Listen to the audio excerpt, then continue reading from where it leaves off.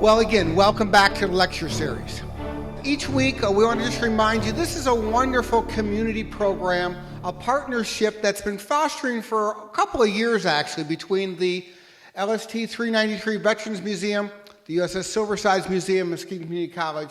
So welcome and thank you guys for being a part of this. We've got a great series of presenters tonight. We've got a little bit longer program. We're going to go to 8:30.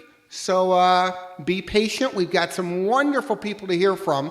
Again, John Stevenson will entertain us tonight with stories from the Air War in the Pacific. Mr. Don Goodman, a local author, a retired MCC professor, will be reading some of his work. I was very reluctant to have Peggy Henley Maniatis present because she's been scheduled every single night we've canceled. So if we get 1.5 feet of snow tonight, it is her fault. And we are very glad to welcome back Mr. Nick Budimir, who will make up one of the missed presentations. We'll hear his great story about the war in the Balkans. So the Air War in the Pacific. What we've got on this map up here is a red line that kind of shows the extent of Japanese control. 3 million square miles, an incredible space controlled by the Japanese. And then we see Allied attacks in the blue lines there, 2 different paths they were taking to Tokyo. So the Air War in the Pacific is a marvelous story. We're very glad to have John here tonight to teach us that story. The Air War required air production. Here's some raw totals. And even a cursory look kind of reminds us what we learned last week, that indeed Muskegon is the arsenal of democracy. And the United States won the war through superior production. We look at these numbers of U.S. aircrafts compared to Japanese, fighter planes, bomber planes, and this was evident particularly later in the war, as we had kind of a late start, so to speak, getting on board production-wise. The Pacific was a small war. Despite 3 million square miles, it was small compared to the European theater. Only 50 aircraft carriers with both sides, 50 cruisers, destroyers, submarines. This is a small number, actually, when you consider the entire breadth of the theater. Only 2.2 million troops were sent to this area, compared to 20 times that in the European theater. So in many respects, this is a small aspect of the war. And that was part of the continuing battle throughout the entire war, was allocation of assets. We talked about that several weeks, and particularly Dan Weichel brought that up with the Battle of Guadalcanal and Iwo Jima, that there's always this competition for assets. So as vast as the Pacific Theater was, in many respects, it was small. Tonight's speaker, Mr. John Stevenson, really does not need much of an introduction to this crowd. John has been just one of the stalwarts here in Muskegon County, working for a long time with the Chronicle as managing editor. He likes to fancy himself as a non-historian. I would argue that with him as a Michigan graduate. Yeah, again, one of those. But I think that everyone in one form or another is a historian, and John certainly is a historian. He's a teacher. He's been instrumental in bringing the LST to life there in the harbor, working with our veterans and really helping our entire community. John, we're glad to have you. Please join me in welcoming John Stevenson tonight. Tonight our topic is aerial warfare on a scale of monumental proportions, encompassing tens of thousands of miles over the Earth's largest ocean. And right in the middle of the world's most far-flung air battle, during the biggest war in human history, was a former halfback from Muskegon, Michigan, who decided to drop his dentistry studies to become a pilot. And what a pilot Lieutenant J.G. Ira C. Ike Kepford would become. In just 3 months of desperate combat during World War II, with the best fighters the Japanese could throw at him, he downed 16 warplanes to become the leading Navy ace in the Pacific at the beginning of 1944. But Kepford was, like many brave, remarkable pilots on both sides, essentially a test pilot. He was among the first to fly his new type of airplane in combat and to find out if it could give him an advantage in the razor-thin difference between life and death in aerial combat. There were many reasons for success and failure in the aerial battlefields of the Pacific, including tactical decisions, problems of supply, and even cultural factors. At the same time, the advance of aircraft technology in the Pacific Air War mirrored the needs of the strategists as they sought to achieve their war aims. Two examples. The Japanese needed speedy conquest at the beginning of the war, and that led to the development of the Mitsubishi A6M-0 fighter, which could fly long distances and outmaneuver Allied pre-war designs.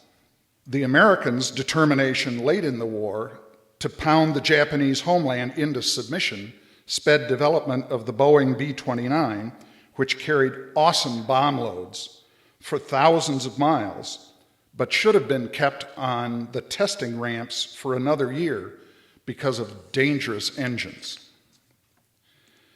Tracing these technological developments throughout the war will provide a good overview of the sweeping scope of the Pacific Air War. We'll also get to learn about some pretty cool airplanes. World War II in the Pacific started in China. Japan was actively interfering in that sovereign country as early as 1931, but launched an invasion in 1937. By 1940, the Chinese government was desperately seeking help from anyone. Enter retired American Air Corps officer Claire Chennault and his Flying Tigers. Chennault, an air advisor to the Chinese since 1937, spent months in America recruiting fighter pilots and acquiring planes and crew to take to China. He managed to get a shipload of Curtiss P-40B fighters, mostly because the British considered it an obsolete aircraft. He hired military pilots with promises of bounties and high salaries. In summer 1941, they all headed for Rangoon in Burma, now Myanmar. After months of training and assembly, and plenty of accidents, the Flying Tigers were ready to fight. But their first combat would not take place until 12 days after the Pearl Harbor attack. They were credited with destroying 300 Japanese planes, but probably shot up only half that many. Even so, only 16 Tiger pilots were killed or went missing on combat missions, an amazing ratio, and a great morale boost at the time. As it turned out, this was an air battle of obsolete aircraft that resulted in development of modern combat tactics thanks to the brilliance and desperation of General Chennault. The Japanese owned the air over China. They were flying monoplane fixed-gear fighters like the Nakajima Ki-27, Allied codename Nate, and bombers like the Mitsubishi Ki-21 Sally and the Mitsubishi G4M Betty, a medium bomber used throughout the war.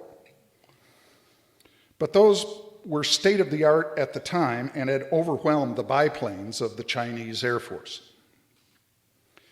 Over his years as an advisor in China, Chennault had observed that the Japanese built their aircraft to be light and nimble.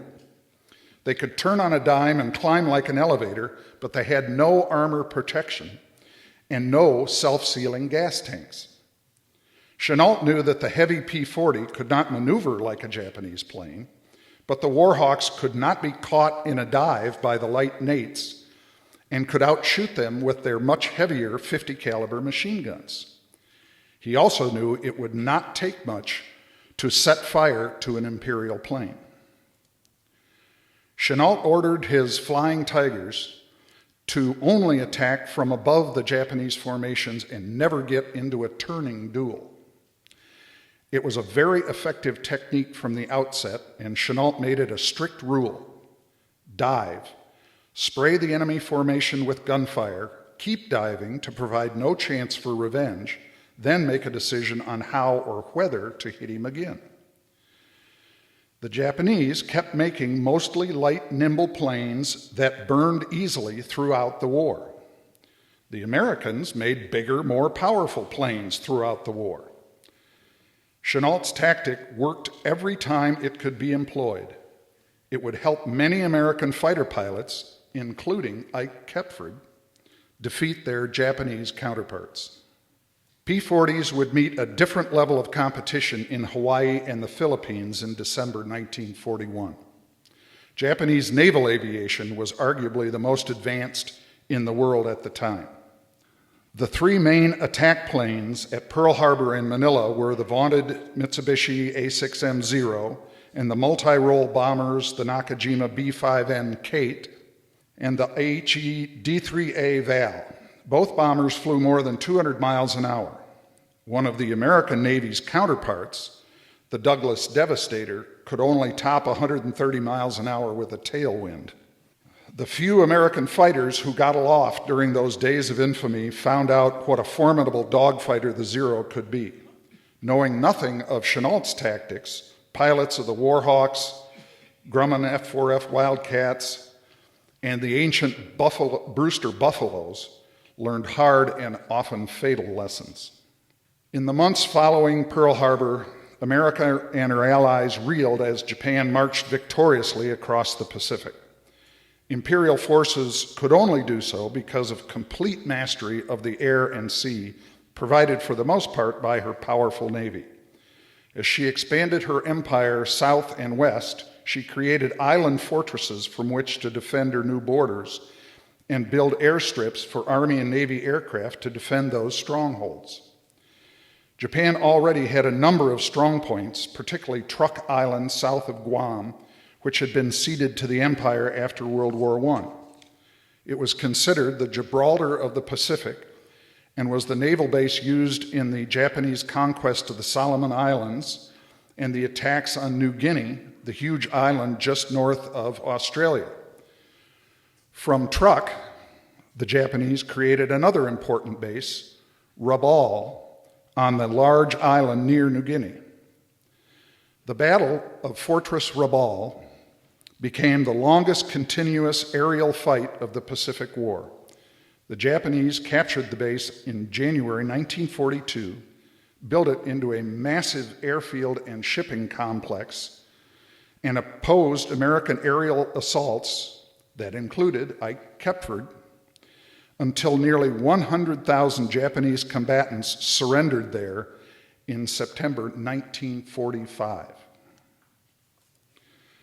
While American and Allied soldiers were retreating everywhere in early 1942, the air war in New Guinea was well underway.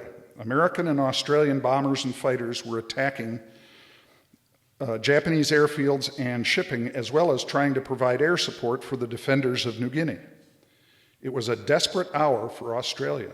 New Guinea's loss would double the difficulty of retaking the Southwest Pacific and might even imperil the land down under itself. This is a good point to explain the nature of aerial campaigning in the Pacific and combat against the Japanese. Missions routinely stretched 1,000 miles or more to the limits of an airplane's range, and every mile flown was over trackless ocean or equatorial jungle. From 1942 to 1945, hundreds of airplanes took off from bases or carriers and simply disappeared. No distress call, no crash site, nothing. Some flyers were captured by the Japanese, but that was like a death sentence. More than 45% of the empire's captives died. Japanese aviation and treatment of prisoners was affected by a philosophical attitude towards warfare. Bushido, a way of the warrior, dominated Japanese cultural beliefs and training. The literature classic Hagakure says, Bushido is a way of dying. "Do not live in shame as a prisoner." Now that manifested itself in a number of ways. It was official policy that aircraft were for attack. Defensive measures like armor to protect the pilot or self-sealing fuel tanks would only make the plane slower and impede aggressive tactics. Also, parachutes were allowed for air crew, but they were optional. In the first few years of the war, many flyers declined to wear them. If your aircraft was damaged, a suicide dive called Tayatari, literally body crashing, was much more honorable. This obviously caused attrition among frontline pilots. In this picture, the gunner is standing up in this airplane. He then sat down and crashed into the ocean with his plane. In the early stages, Allied pilots flew what they had on hand to battle the Zeros and the Japanese Army's Nakajima Ki-43 Oscars. They had P-40s and Bell P-39 Aircrobbers, an odd little American fighter with the engine behind the pilot and a big cannon in front of him. Later versions of the plane, equipped with engine superchargers and better armament, were competitive with the Zeros and Oscars, but in 1942, the early versions took heavy losses. There were fast but crash-prone Martin B-26 Marauders, some early model Boeing B-17s, and a medium bomber that was to become one of the most adaptable and useful airplanes of the war, the North American B-25 Mitchell. The B-25 was designed and first built at the end of the 1930s and was a proven aircraft by the time war came to America. There were small numbers of Mitchells in Australia in early 1942 in time to join the 26s and 17s to attack, well, really to harass the Japanese airdromes on the north shore of New Guinea and even take a swing at Fortress Rabaul. Of course, the most famous B-25 mission in history came on April 18, 1942, when Colonel Jimmy Doolittle led 16 Army bombers off the Navy carrier USS Hornet to attack Tokyo, a courageous act unparalleled in military aviation history. It's not well known that B-25s and B-26s bombed Japanese airfields around Rabaul 12 days earlier. America's Navy was also trying to get its licks in using the only weapons it had left, aviation. Fast task forces were created around the big carriers with the aim of striking the Japanese with hit-and-run tactics. The admirals would have to pick their fights, but one was forced upon them in early May 1942. It was learned through code breakers that a Japanese invasion force was headed for the south shore of New Guinea. And it had to be stopped. The U.S. carriers Lexington and Yorktown traded blows with Japanese carriers over 2 days in the Battle of the Coral Sea, in history's first sea battle in which combatant ships never sighted or fired on each other. Battle losses were more severe for the U.S. Each side had a big carrier badly damaged, but the Americans lost Enterprise while the Japanese lost only a small carrier. But the Japanese invasion fleet turned around, making it an important strategic victory for the Allies. At this point, the Japanese naval strategists, led by the brilliant Admiral Isoroku Yamamoto, believed they had the American fleet on the ropes. Their correct analysis was that the U.S. Pacific Fleet was as weak as it could get. Soon the arsenal of democracy would start sending dozens of new carriers and battleships to sea. They believed they should draw the Americans into battle and wipe them out. If what's left of their fleet is destroyed, they will have to sue for peace. At the same time, Japan's war leaders believed the Imperial Navy was at the height of its power Its ships, crews, planes, and flyers were battle-tested and better than anything the enemy could field. Imperial forces were undefeated at sea, on land, and in the air. All they needed to do was to get the Americans into battle, and they'd win. That's what the Japanese believed. Really, they weren't far wrong. And that's why the overwhelming American victory in the June 1942 Battle of Midway has been called a miracle. The battle started as expected. The powerful Japanese carrier fleet blasted Midway Island's defenses. The island's meager air contingent responded and was shot out of the sky or damaged beyond repair. The Imperial fleet prepared for a finishing strike on the island to be followed by the expected successful invasion force. Imperial search planes were out looking for the American carriers but hadn't found them. Then came some of the miracles of Midway. They started a few days before. American codebreakers discovered the target and course of Yamamoto's invasion force, making it easy to lay a trap. And the carrier Yorktown, needing 2 weeks of repairs after being blasted at Coral Sea, returned to duty after only 48 hours thanks to incredible work by American repair crews. In those days before good radar, the Japanese carriers couldn't be found until a consolidated PBY Catalina search plane, one of the war's great workhorses, broke through thick rain clouds and spotted the whole fleet. The sighting prompted American carriers to launch an all-out attack. The Japanese destroyer Arashi was part of the carrier fleet and stopped to drop depth charges on the U.S. Nautilus.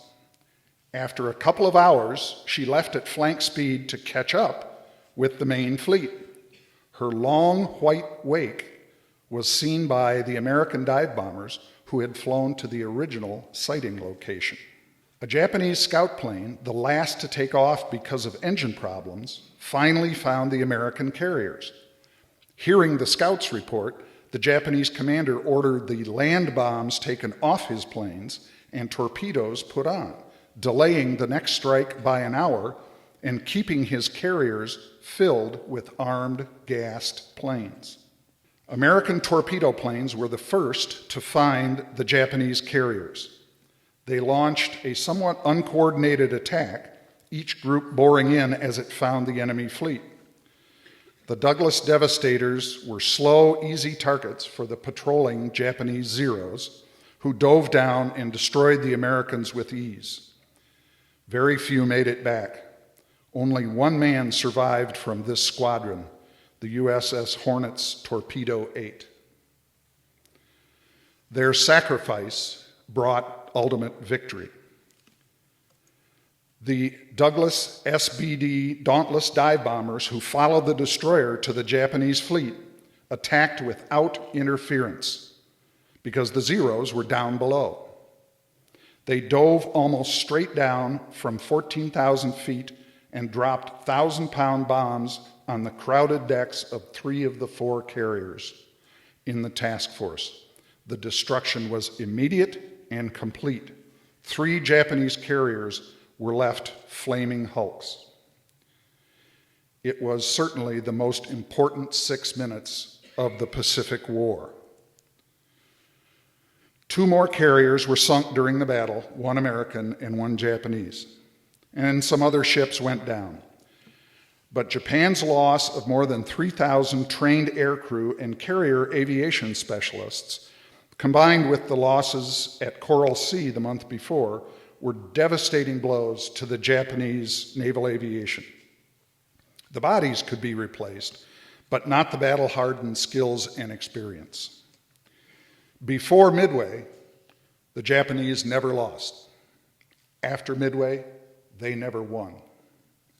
The destruction of Yamamoto's air power at Midway meant that island and Hawaii were safe. It allowed the Americans to invade Guadalcanal in the Solomon Islands and begin the long island hopping campaign that would reduce Japan's far-flung empire and lead eventually to attacks on the home island. The August 1942 campaign still meant fighting with pre-war aircraft designs. Navy and Marine pilots were flying Grumman F-4F Wildcats, stubby-looking fighters that were slower and less maneuverable than their Japanese opponents. But the ruggedly built Wildcats were well-armed and could take a lot of punishment. Fighter wing leaders like Lieutenant Commander John Thatch, creator of the Thatch-Weave defensive tactic, and Marine Major Joe Foss, who scored 26 kills flying a Wildcat, showed that leadership and tactics could overcome the plane's shortcomings. The next generation of fighters and bombers was on the way. By the fall of 1942, Japanese pilots were being surprised and shot down by the new Lockheed P-38 Lightning. The twin-boom, twin-engine fighter was certainly a radical design, but it was uniquely suited for the Pacific Air War. It had tremendous range and could also get home on one engine. That made a big difference when missions involved flights hundreds of miles long over endless ocean. The Grumman TBF-TBM Avenger took over torpedo bomber duties from the outclassed Devastator and served admirably the rest of the war. It was the largest single-engine plane of World War II, very easy to fly, was faster and had more range than the Japanese Kate, which was never replaced, and could carry a ton of ordnance. The Dauntless was supplanted in Navy squadrons by the huge Curtiss SB-2C Helldiver, which was much faster and could carry more bombs. But the pilot called the SB-2C son of a bitch second class because of its unwieldy carrier landing and takeoff characteristics. Marines kept their Dauntlesses to the end of the war. The consolidated B-24 Liberator became the staple of heavy bombardment groups in the Pacific as 1942 turned to 43.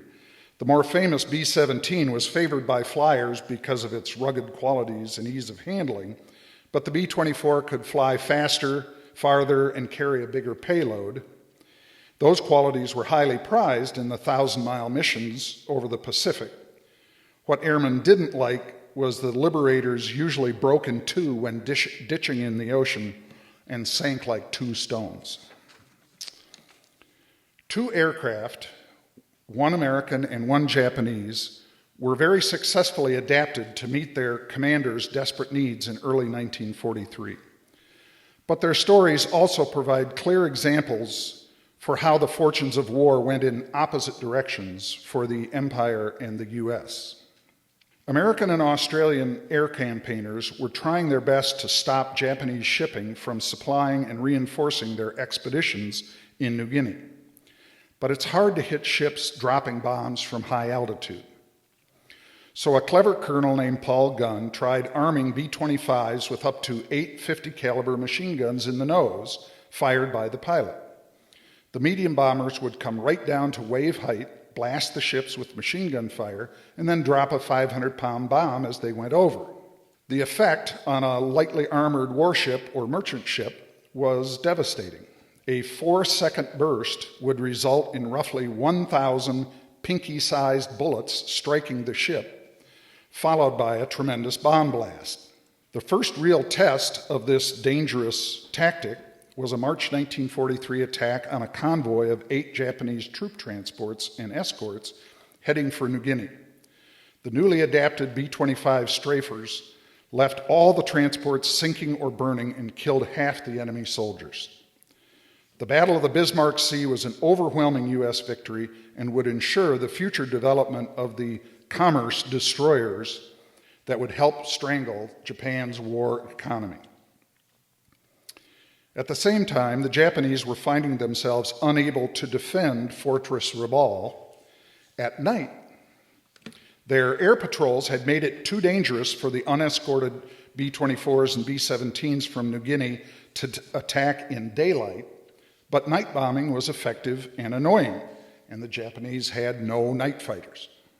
A hot-headed air officer who had served in New Guinea, Commander Yasuno Kazono, believed a new twin-engine reconnaissance plane, the Nakajima J1N1 Irving, could be adapted with both downward and upward firing cannons to make an effective night fighter. His idea was met with scorn, but he persevered and was allowed to develop 2 of the planes. With limited testing and 1 crash, the renamed Gecko, which means moonlight, took to the air during a B-17 night raid in April 1943. On its very first mission, it shot down 2 American Boeings.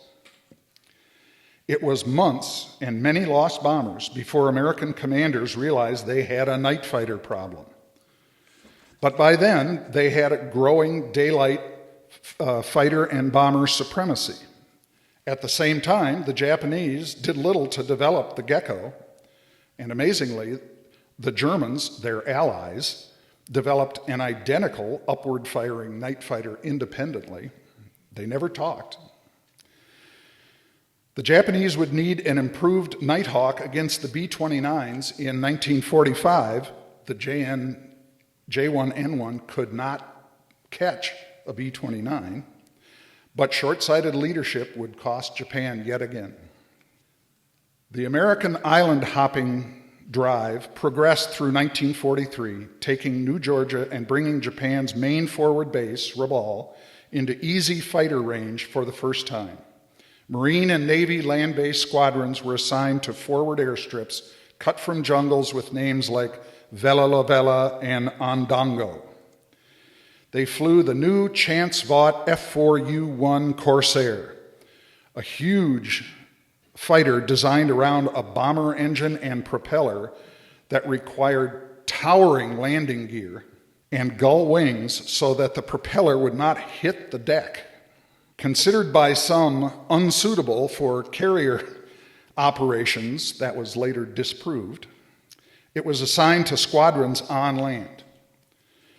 The plane was ungainly on the ground and a little bit hard to land because of visibility problems, but incredibly fast and highly maneuverable in the air. The Corsair was a sweet flying baby if ever I flew one, said Gregory Pappy Boyington, a famous Corsair ace who commanded the Marine Black Sheep Squadron. It took a special kind of pilot to fly these new-to-battle Corsairs, and Ike Kepford was special, sometimes just a little too special for the brass hats. Ike, son of George and Emma Kepford, 191 West Forest, was a star halfback for the Muskegon Big Reds and then a tough blocking back for Northwestern University in 1941 while studying dentistry. In 1942, he earned his Navy wings and was assigned to VF-17, a new fighter squadron training in Norfolk, Virginia, and selected to fly a brand new aircraft, the F4U-1. Belying his stuffy dentistry background, Ike became one of the hellions of the squadron. He was confined to barracks for 10 days for a mock dogfight against a North American P-51 Mustang over the city of Norfolk. Legend has it he won. His squadron, led by Lieutenant Commander Tom Blackburn, adopted the Jolly Roger flag on the cowling as a symbol before it was sent to New Georgia in late 1943.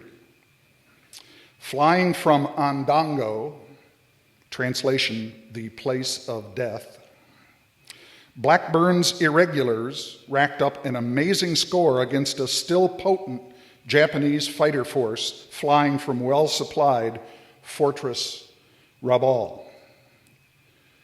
They flew 8,577 combat hours, destroyed 156 planes and 5 ships for a loss of 12 pilots. The squadron had 12 aces, more than any other naval unit, and their legend lives on. There is still a Jolly Rogers squadron in the United States Navy, VF-103. Ike Kepford from Muskegon, Michigan, was their ace of aces.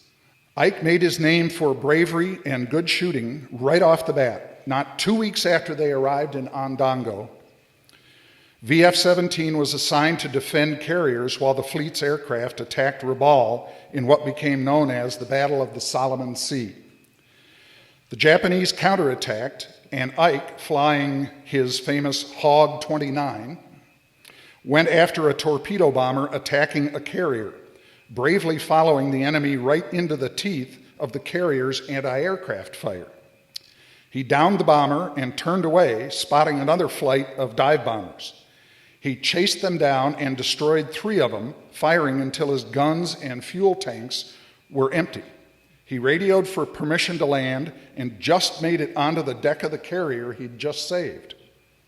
As his plane was refueled and rearmed, the carrier's captain came off the bridge and personally served him a cup of coffee. He was awarded the Navy Cross for his actions. He actually had 2 separate battles with 4 confirmed kills. Each one a remarkable feat, but 2 in one career is just amazing. On January 29, 1944, he and his wingman were flying top cover for a strike force. A dozen Zeros flew in below him to attack. In a series of dives, firing passes, and recoveries, those are textbook Chennault tactics, he shot down 4 enemy planes. His armorer, back at the base, discovered he had expended just 75 bullets per gun. Pretty good shooting. His other most memorable escapade involved a narrow escape and, of course, 2 victories. Ike was on a fighter sweep when he was sent back to base after his wingman developed an engine problem. On his way, he spotted a lone Zero float plane and took a short detour to send him down in flames. Before he could turn for home, he saw a large flight of Japanese planes high above. He stayed down at wave height but was spotted, and 4 Zeros came after him. As they dove, he extended his flaps and gear so the leader would overshoot. Then Ike lifted his nose and shot the Zero's tail off. The other 3 had him bracketed, so all he could do was pull up his gear, his flaps, throttle forward, and try to outrun him. But he was headed for Rabaul, not for home. He inched ahead and then used a unique Corsair engine feature called water injection to gain a burst of speed, but that only works for a minute.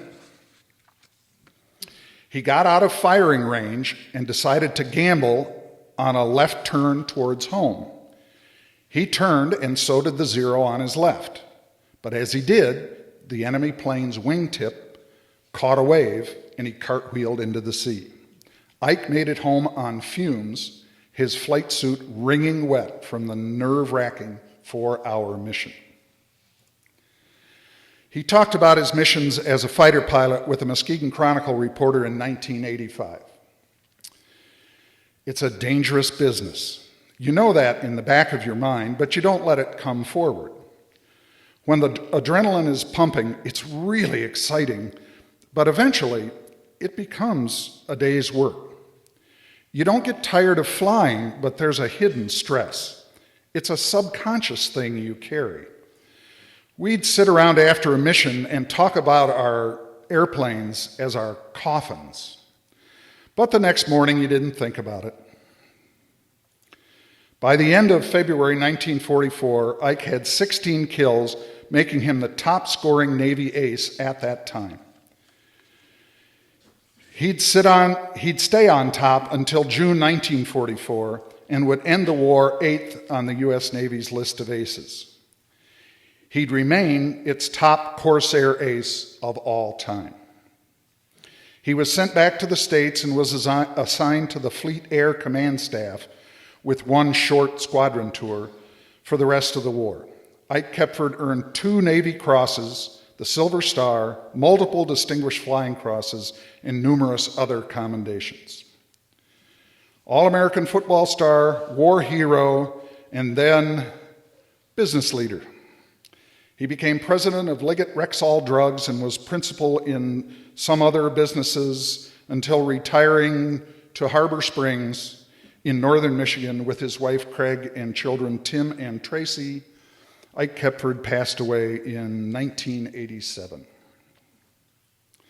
Not surprisingly, he was extraordinarily famous in West Michigan during the war years and the last years of the war, and his mother was regularly visited by reporters. She would always say, "You know, I have 2 boys overseas." Harry Kepford served with the 33rd Infantry Division in the Philippines in the last year of the war and received both the Silver Star and the Distinguished Service Cross. Both are for bravery under fire, and the DSC is often given to soldiers who could just as easily have been given the Medal of Honor. Whether in football or combat, I would not have wanted to be on the other side of the line from those Kepford boys. Shortly after Ike rotated back to the United States, the Japanese High Command decided to cut their losses in the air over Rabaul. The Jolly Rogers, the Black Sheep, and dozens of other squadrons had decimated Imperial air power. Between November 1943 and March 1944, the Japanese lost 359 aircraft, while Allied losses totaled 136. Fortress Rabaul's day was done. As Japan's empire shrank, aircraft development focused more on newer models of old designs, including changes in engine power and armament. The top Japanese aircraft factories did come out with some impressive new designs in late 1943, codenamed George, Jack, Tony, and Frank. Sounds like Sinatra's Rat Pack. American fighter pilots were impressed with flashes of performance from some of them. The Kawasaki Tony had an inline engine like a P-51 Mustang and similar characteristics. The Nakajima Frank was a fearsome high-altitude bomber interceptor. It was true that Imperial airplane development and production did not keep pace with the American industrial juggernaut, and that U.S. submarine campaign effectively strangled Japan's fuel supply. But the Japanese would not change their fight-to-the-death philosophy, which ran deep in the Japanese culture and even deeper in military training. As the war progressed, it developed into the biggest technological problem Japanese aviation faced. What was really lacking by the last years of the war was trained pilots. Gone were the crack fighter pilots with dozens of kills in China and New Guinea, and bomber pilots with many successful missions against islands and ships. Attrition was turning Japan's proud military air fleets into a glorified flying school. And the imperial warlords spouting the Bushido doctrine of glorious death played a major role in the ultimate defeat of their air forces. This was never so obvious as in the June 1944 Battle of the Philippine Sea, the last of the great carrier versus carrier battles of World War II.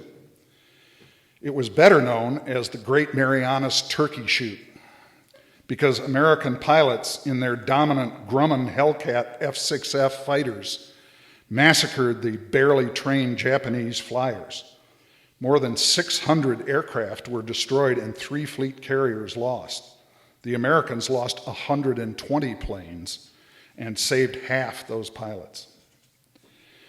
The Japanese were realizing they did not have the Navy, they did not have the Air Force, they did not have the Army to defeat the enemy. But they had discovered fighting to the death made the Americans bleed terribly. At Iwo Jima, the Japanese had suffered 22,000 casualties and the Americans 26,000. Of course, almost all the Japanese casualties were deaths, and 7,000 Americans died.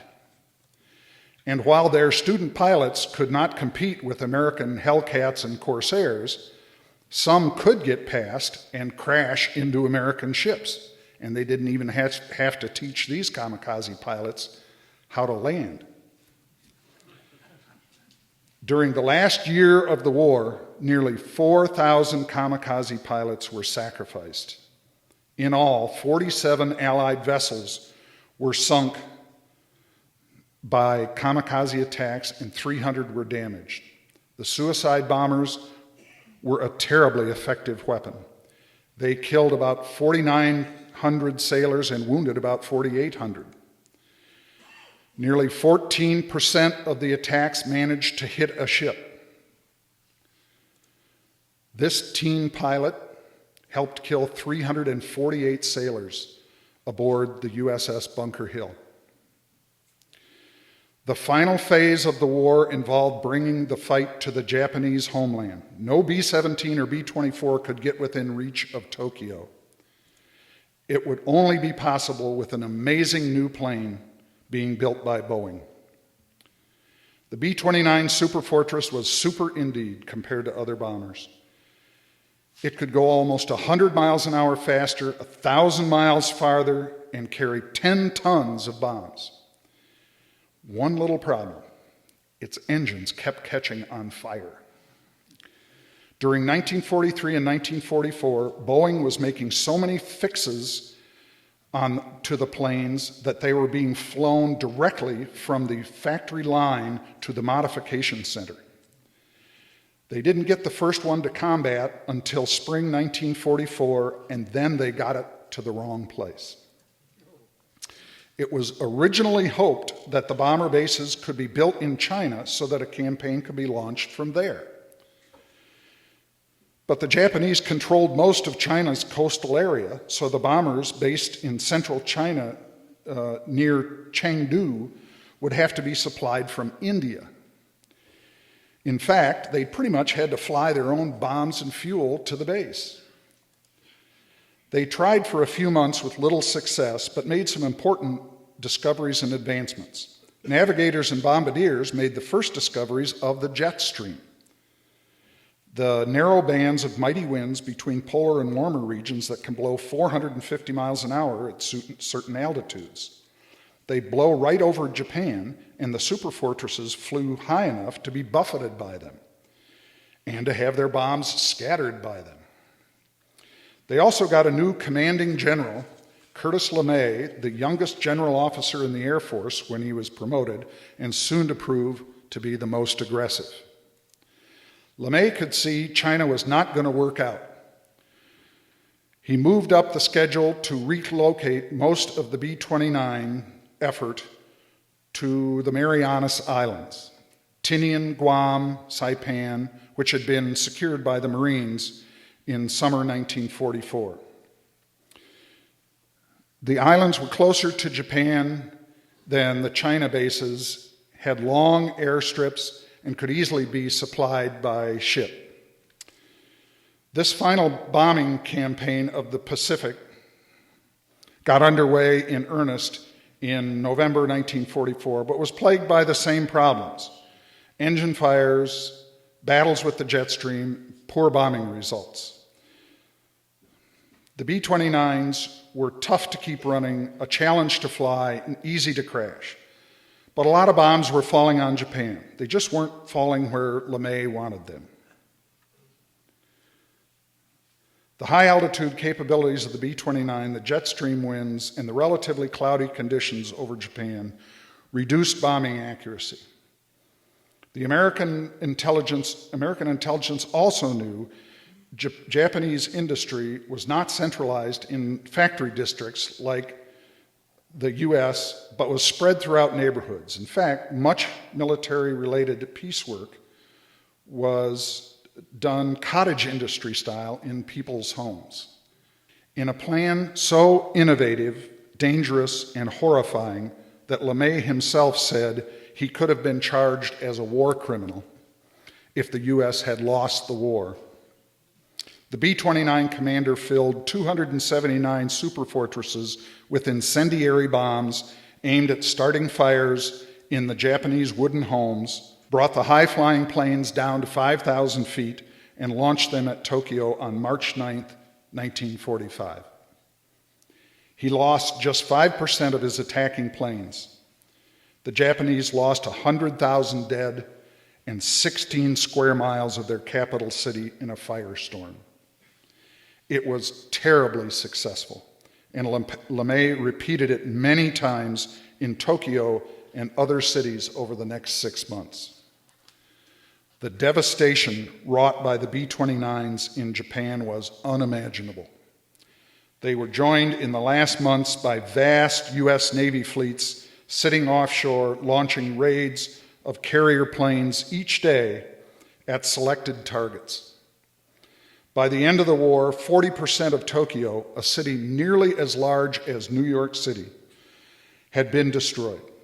The Japanese were able to put up only token resistance. The B-29s and the combined arms of the United States were bringing Japan's economy to its knees. But there was no hint of capitulation from the imperial warlords, and everything the Americans had learned about the Japanese at war indicated they would not surrender, they would have to be defeated. The U.S. High Command had one more weapon to unleash on the empire that might have the shock value needed to bring the Japanese to their senses. The B-29s were the delivery system. Colonel Paul Tibbetts' squadron of specially manufactured silver plate B-29s was assigned to drop America's 2 atomic bombs on Japan.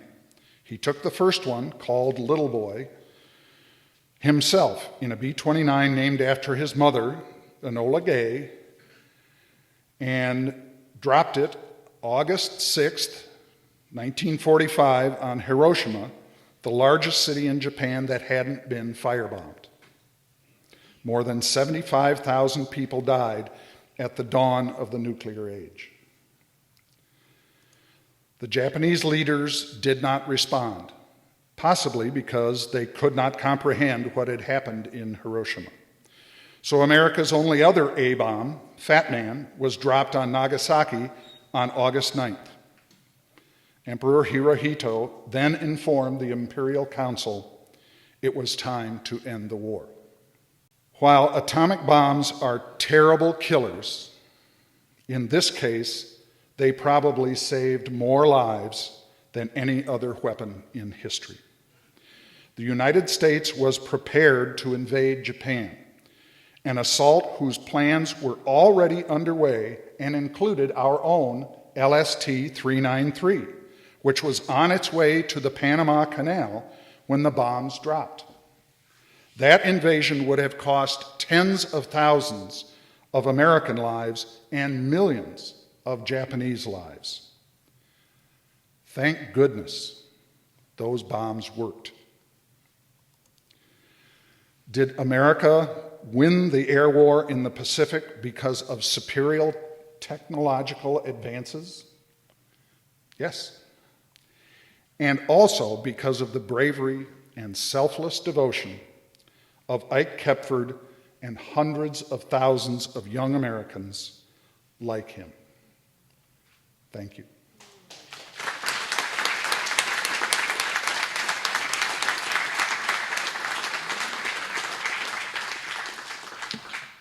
The credit for this PowerPoint presentation goes to my son, James Stevenson,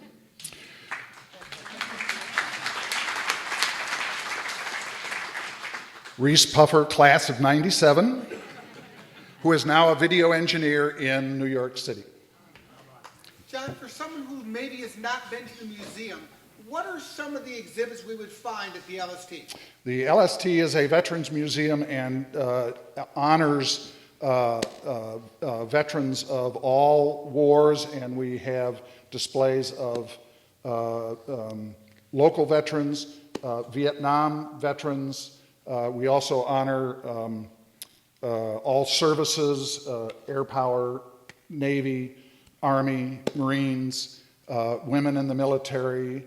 We have a vast display of uniforms, and it's also, we've restored many of the compartments to be the way it was in 1944, and of course LST-393 was at Omaha Beach on D-Day, actually D-Night. And this is the 70th anniversary of D-Day. So a nice place to visit to remember that. Thank you very much. Thank you. We look at a legacy of war, particularly in the Pacific, but everywhere. Looking back at the events of World War II through our 21st century lens, it's easy to lose sight of what war really was. When we study war in the history books, most people assume that the war was played out in a series of dramatic battles where the Allied forces used overwhelming firepower to capitulate the enemy and ultimately defeat. But I think we all know that the fog of war is somewhat different. When the soldiers of World War II were just teenagers, they marched proudly across parade grounds at bases all over this country. They hitchhiked from base to home and spent their weekends with their buddies dreaming of life after the service. They lived in tent cities and breathed the dust of camps in faraway places. They chased girls, lived fast, well, as fast as they could, and wrote letters home to their folks. As they lived their lives in wartime, combat veterans faced a hard reality every single day. No matter where they were, young men and women faced the idea of knowing not how long they had to live. But they should have been home fixing cars, going to ball games, taking their sweethearts to the prom. Instead, they learned to hike, to shoot, and to maneuver. And at each stop, they would soon shove off for the next camp, the next staging area, the next beachhead. There really was no rotation plan. There were only two ways home: the end of the war or an incapacitating wound. Many Americans enlisted, others received their draft notice. Nearly all of them formed their ideas of life in the military from Hollywood. This fantasy of combat showed men dying quickly and gallantly with wounds that seemed to cause no suffering. This Hollywood version of war failed to show the true combat's horrors. But in the final tally, the U.S. was victorious not because of its weapons, but because of its people. Every last battle seemed to balance on a razor's edge between victory and defeat. Everyone in this country is affected in ways large and small by the experience of war. When the war was over, this greatest generation moved on with their lives. They raised families, went home to work, tried to find their piece of the American dream. Their medals were put away in boxes, and their stories of war friendships were reserved for VFW halls. Today we celebrate and honor our veterans through educational programs like this. And I would like to take a minute to ask every veteran from every era here tonight to please stand and let's honor them with our applause and our thanks.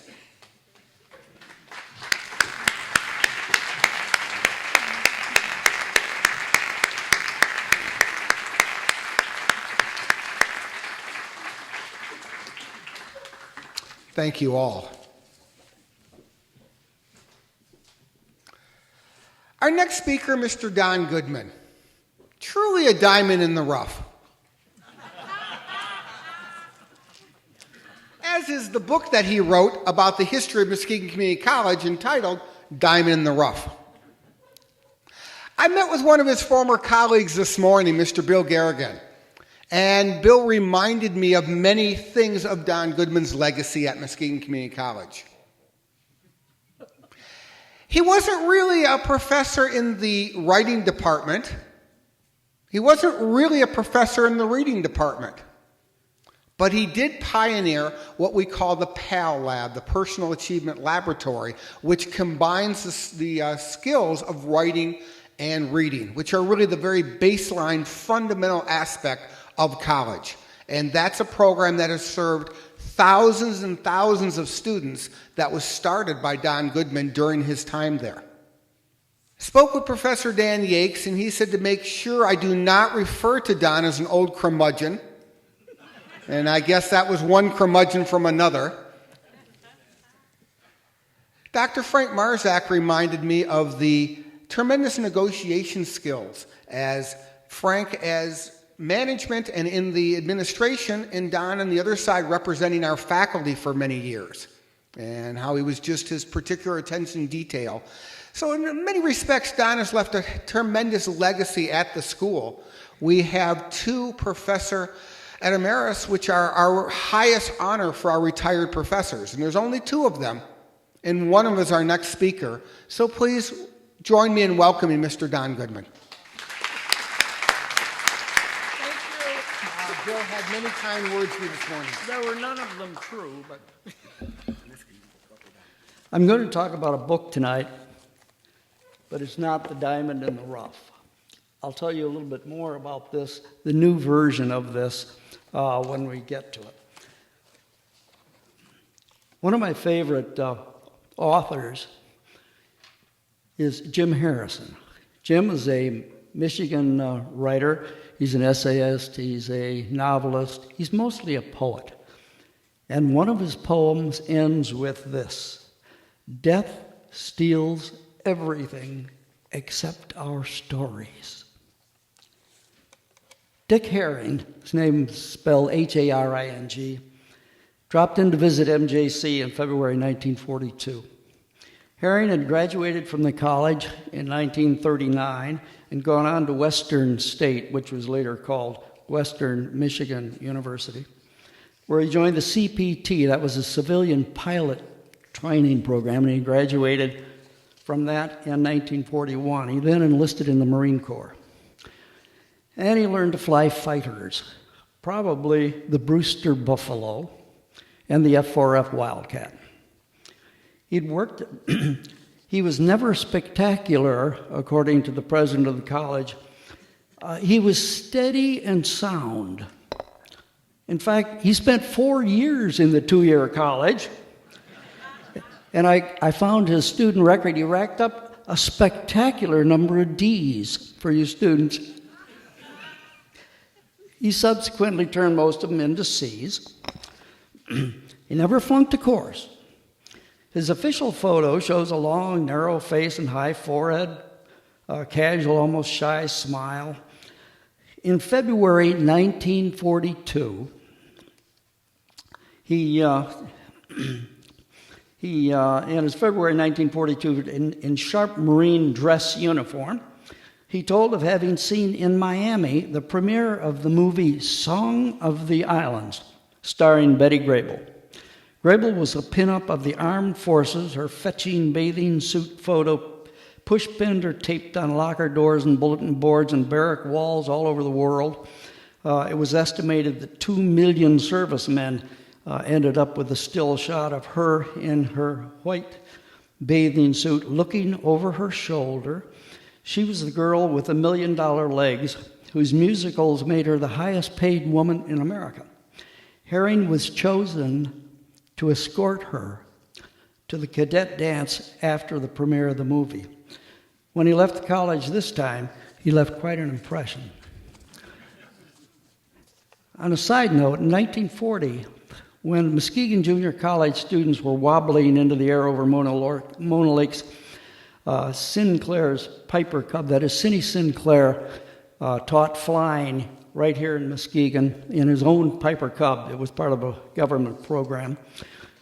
At that time, a somber 17-year-old baby-faced student named Tayayoshi Koga enlisted in the Tsuchiri Navy Flight Training Corps just outside Tokyo.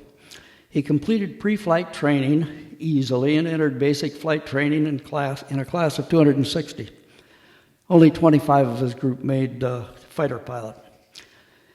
At 19, in June 1942, Tadayoshi made one miscalculation when landing his Zero fighter on a lonely Aleutian island. He flipped his plane and broke his neck. If he'd done this 2 or 3 months earlier, he might have saved Dick Haring's life. the craft. This is John already covered a lot of this. The Japanese had this incredible bomber, a Betty bomber, which could fly as far as an American B-17. They also had the best carrier-based fighter plane in the world. Their slick, nimble Zero fighter could outfly, outturn, outdistance, and outperform anything the U.S. could throw in the sky. It was easy to see, reported an American test pilot, Corky Meyer, after he'd flown one, it was easy to see why the Zero had gained such a fabulous reputation. And in fact, American pilots were told, don't dogfight a Zero. The U.S. warplanes, John was kinder to them than I'm going to be. In July 1942, Lieutenant Herring wrote to his parents about the merits of the Zero against the American fighter planes. He said that not many people in the U.S. knew the true situation of air combat in the Pacific. Washington had assured the country that it was supplying U.S. armed forces with superior weapons, and he said, not so. So the planes that we are getting are not the best. The best ones haven't come off of the assembly lines. In 1941, in the Pacific area, and I skipped the P-40 in this, but the Navy and Marines had 3 fighter planes. They ranged from inadequate to pathetic to staggeringly defective. 2 of them, the Buffalo and the Airacobra, later made the world's worst aircraft list, which was a book that came out after the war. The best of the bunch by far was the F-4F Grumman Wildcat. It was chunky, clip-wing, knock-kneed, and bow-legged on the ground, and it was obsolete in many ways. For instance, in taking off or landing, these early ones, the pilot had to hand crank the landing gear 28 turns to get the wheels up or down. And although the F-4F could not ordinarily dogfight the Zero and outmaneuver it, it could strike quickly by surprise from above, could take a lot of punishment, and maybe escape. The second plane was the P-39 Airacobra. This was the slickest looking plane on the runway, resembling a rocket. It fired a cannon out of its nose. That was good, but that was it. The rest of the airplane was pathetic. Constructed as congressional pork against good advice, the plane hardly qualified as a moving target. Senator Harry S. Truman had even declared it unfit to fly. The P-39s on Guadalcanal were even worse. Besides the fact that they didn't have such fundamentals as tachometers, fuel gauges, or temperature gauges, they had no usable oxygen equipment. They were pretty good for shooting up landing barges. The last and the worst of the Marine and Navy fighters was a Brewster Buffalo, a blunt, clumsy, wallowy tub of a fighter, overweight and underpowered. The U.S. Navy sent 19 up at the Battle of Midway, and it took the Japanese 20 minutes to shoot 17 of the 19 down. The next year, the U.S. Navy walked into the plant and shut it down. And back to Koga. Tadayoshi Koga, returning from a bombing strafing run on Dutch Harbor, Alaska, and streaming oil from a single bullet puncture, tried to land wheels down on a muskeg he mistook for a meadow on Akutan Island. His wheels caught, he flipped the plane upside down, and that's where it landed. The Navy found it in excellent condition, put it on a boat, shipped it to California, and flew it. They learned 3 things about the Mitsubishi Zero. 1, it could perform its astonishing acrobatics only at fairly slow speeds, about 200 miles an hour or slower. 2, in a pushover dive, straight down, the carburetor cut out. The plane could not dive vertically. 3, for some oddball reason, the Zero rolled quickly to the left, coming out of a dive. But turning to the right, it was a real slug. Word went out to all the Wildcat pilots. Zero on your tail, push over into a vertical dive, building up speeds of 300, 400, whatever you could reach, then pull out to the right. Maybe you'd make it. On September 13th, a flight of 26 Bettys and a dozen Zeros came in to attack the American-held airfield on Guadalcanal. 7 Marine and 9 Navy F-4F Wildcats took off to stop them. They shot down 2 Bettys and 1 Zero, but they lost 4 Wildcats. The pilots of 3 of those Wildcats bailed out and made it back. Only 1 pilot was lost that day, Lieutenant Richard Herring. He was shot down in September. The word about Kogo Zero got out in October.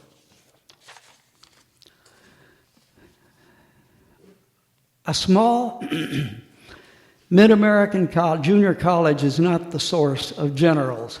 Back in the year 2000, Jack Rice and I we had finished up the book, A Diamond in the Rough, and we got to talking and thought, you know what? We really ought to turn out a book that focuses on the college in World War II. And so we did. The book that was published in 2003 looks like this. Not very many copies were published, and we found out also that librarians and bookstores don't like spiral bindings. About 4 years ago, I was talking to Frank Marzak, and he remembered the book. We were talking about the book that was all but unpublished, and he said he was interested in maybe having the submarine republish it in some way if it could be done. Fact is, we couldn't find the original disc. It was on a disc, so we did a lot of scrambling. The new one was supposed to be here tonight. We were supposed to have a book signing and with all the stuff. The copies haven't come. The new copy will look like this on the cover. It'll be smaller. It'll be a book-sized book, and it'll have traditional binding. As far as the college goes, it's not the source of generals, as I say, although there's no record of the Muskegon Junior College students who served in the armed forces. The 25 students who died represent those who bore the brunt. 1 major, in fact, he was the first one killed. 1 major, 2 captains, 10 lieutenants, 1 petty officer, 1 ensign, 2 sergeants, 7 privates, and 1 flying cadet. For this college, it was primarily an air war. Of the first 10 MJC students killed, 8 perished while flying for the U.S. Army, Navy, or Marine Corps. Of the 25 killed in all, 17 died in flight. 24 of their names appeared on a plaque found decades later in the back room by a custodian. Jack and I had just started this book about Diamond in the Rough, and a custodian came in with this huge metal plaque and said, "What is this? We found it in a closet." And we looked at it and this is a list of the 25 students who died in World War II, and we started from that. We started really chasing down the history of World War II in the junior college. The MJC students died in the sands and mud of Corregidor, North Africa, France, the Philippines, Okinawa, Germany, Iwo Jima, and they died someplace in the ocean. They were shot out of the skies over Guadalcanal, Germany, North Sea, Iwo Jima. Training and maneuvers were even dangerous. They died in plane crashes in California, Oklahoma, Nebraska, Washington, the Panama Canal Zone, and 18 miles off the coast of Atlantic City, and they flew a bomber into a mountain in Africa.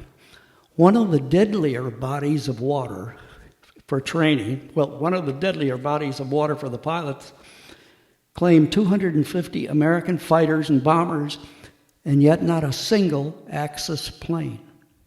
It killed 21 American pilots, and not a single German or Japanese or Italian. You know the name of the water? Lake Michigan.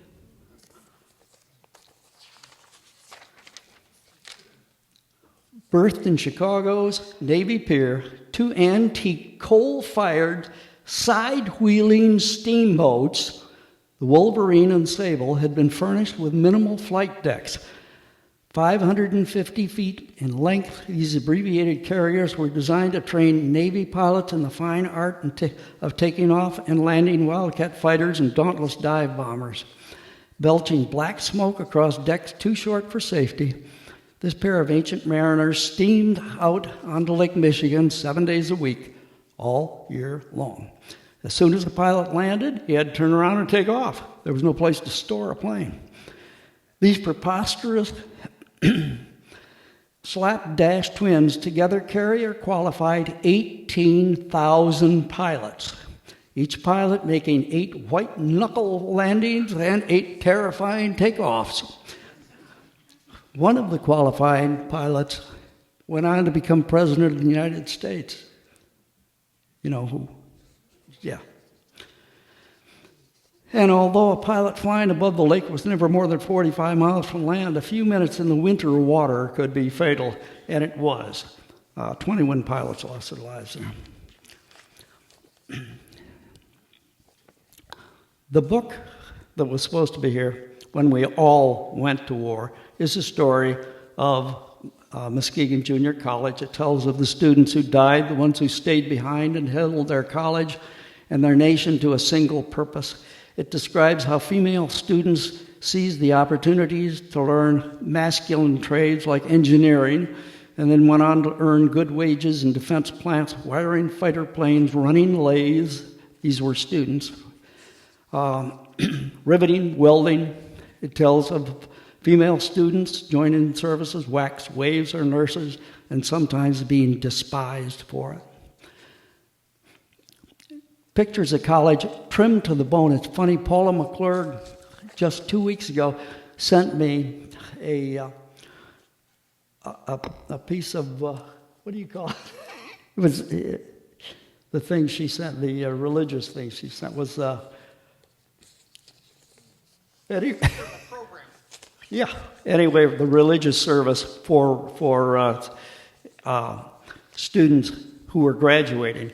It was held on June 11th, 1944, which is 5 days after D-Day. And that's what it was. A baccalaureate. I couldn't. It was a baccalaureate service. That year, the college graduated, only 14 students had been trimmed right down. Do you know how many women there were among the 14? All of them. That was the original. I added a page to the new book. I called it In Honor. Since we first published When We All Went to War some dozen years ago, my friend, colleague, and fellow author Jack W. Rice has passed away. He who helped win the fight with the Axis lost the fight with cancer. Jack was the best lecturer, speaker, and role player I have ever known. He was on stage all his life, and he was proud of it. 6 months before he died, he told me his favorite role had been the king in The King and I. You know, Dawn, that was his version of my name, Dawn. You know, Dawn, the king chose when to die. I'll choose when I'm ready. And God said, okay, Jack, okay. As I reflect on my own teaching career, I'm amazed and humbled that I was able to work, teach, learn, and write with the very men and women who absolutely saved Western civilization from the most evil people on earth. When we entered World War II, all of Europe except the tiny squiggle of land called England was enslaved, tortured, starved, robbed, and raped by the monsters of Nazi Germany. Almost the entire Pacific Ocean had been conquered by the master criminals who controlled the empire of Japan. Only Australia and the Philippines teetered. My fellow faculty were there at Normandy on D-Day, flew combat photo missions in a specially equipped P-38 fighter, that was Bill Harrison, fought across Europe and met the Russian army in Germany, that was Gordy Martini, led a U.S. Marine mortar platoon at the base of Mount and he was there at the base of Mount Suribachi on Iwo Jima while the famous flag was being raised. That was Bruce McRae, who later taught journalism at the college. One of them flew B-29s over Japan. That was Lynn Kingsley, who incidentally was about my size, and I thought of him and that bomber. They were among the first Americans to open and discover the horror camps of the Holocaust, and they served in the OSS spy agency, which was a precursor to the CIA, doing God knows what, and I won't tell you her name. And one college member flew P-51 fighters with the Tuskegee Airmen. That would be Board of Trustees member Dr. Robert Garrison. And there was Jack Rice, serving as a radio man on a warship, preparing for the invasion of Japan itself. An invasion called off because 2 atomic bombs ended the war. Jack also told me about his ship depth bombing a stubborn enemy submarine that upon emerging turned into a whale.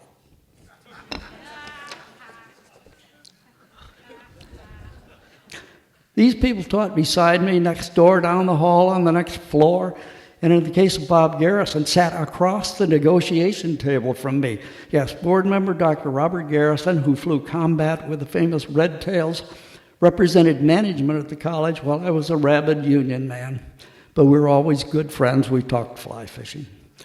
My colleagues went about the business of teaching, living quiet, understated lives. They ate cafeteria lemon pie at my table. Gordy Martini was an addict. These were the common, everyday heroes who would have laughed at the word hero, but people who absolutely saved the world we live in from a hell we dare not imagine. There's no way we can honor them. The best we can do is remember their stories. Thank you.